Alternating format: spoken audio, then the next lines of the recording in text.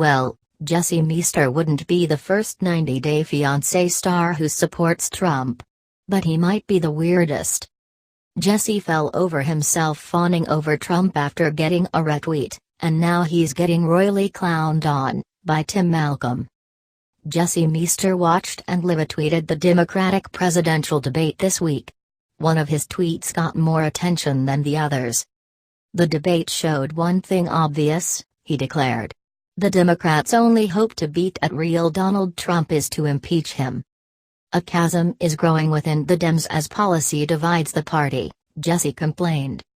He argued that this happens while #Trump Rally Milwaukee tonight showed us the MAGA movement only continues to strengthen.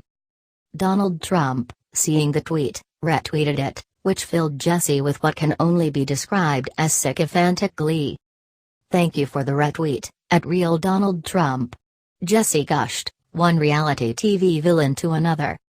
He praised, "America is the greatest country in the history world."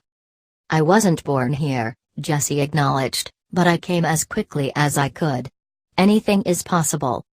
Obviously, Jesse's weird bootlicking tweet caught a lot of attention and everyone wanted a piece of him.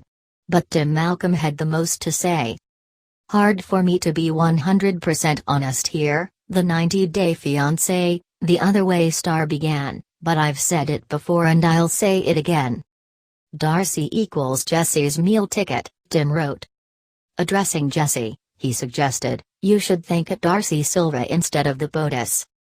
Some may be surprised by Tim's perspective, but his home state of North Carolina is a purple state, and was only in the red in 2016 by a few points.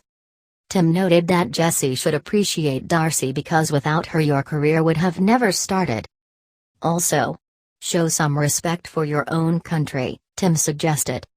"Sure, America is the best country ever," he acknowledged, "but don't forget where you came from." "Normally foreigners embraced the American dream," Tim observed. He added, "but their pride of their heritage stays with them no matter which country they decide to live in." That's absolutely right. People showing pride at, say, Cuban heritage does not make them any less American. "We are on the brink of war," Tim pointed out, getting serious about the looming clusterfuck that Trump has created for no reason in Iran. Tim accused, "Yet your biggest objective is to discuss with the POTUS who will win a future election or why a year from now? Does this clown really think he is getting invited to the White House next?" he asked, no longer addressing Jesse specifically. Tim ended his post with a joke, "Maybe Trump's new foreign policy advisor Mr. Meester. You know, he's definitely kidding, but think about it, is Jesse any less qualified than any of Trump's real cabinet choices? The answer is no."